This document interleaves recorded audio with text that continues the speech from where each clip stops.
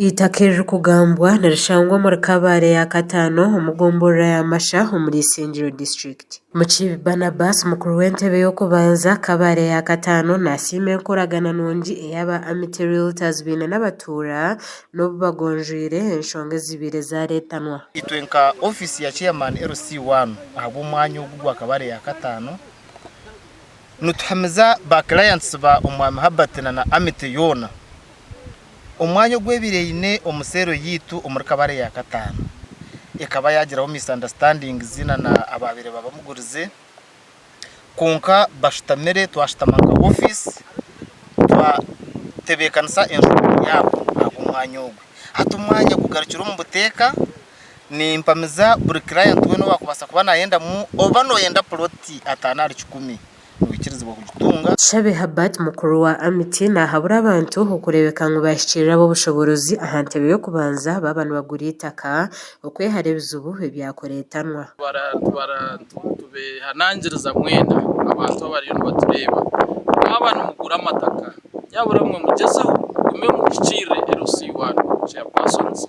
Number 2 mugure na companies as registered ahabo kuba hagira nk'empinduke yabaho nkahitaka for example nk'eritaka murena rahango abantu abakuba bagire muno bingi nkahagire cyabaho no irukangira mugume mukwatagane na companies as registered mushikire mubuze muguriza round mumanye kugenda misho. Umusereza Ambrose omwahaye barabaka mabitaka eri yaguzirwe Amity nagira ngo abantu abarukwenda kugura itaka eri batera rikirira.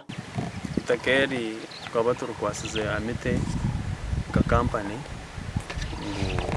tugurize nangwa ikabanza yaguze ikicuke eki cya side je yabumusho ateje ikicuke cya side yaburiyo kibe tukine mwente zitu zitakarigiremo so atubwira wikire bayendana twabiyaho turiyo tuzakuziyamu the next 2-3 days bazarigiremo mweno nagenda kumanisa public take now they're open urukwenda kugura yagure. Mwesigwa eri omushubuzi w'amataka omuri Burengero rw'Izooba nashaba kuguza itaka no kugura amataka okwikirizana na muronga haba mu bizubu ningo butikirizana.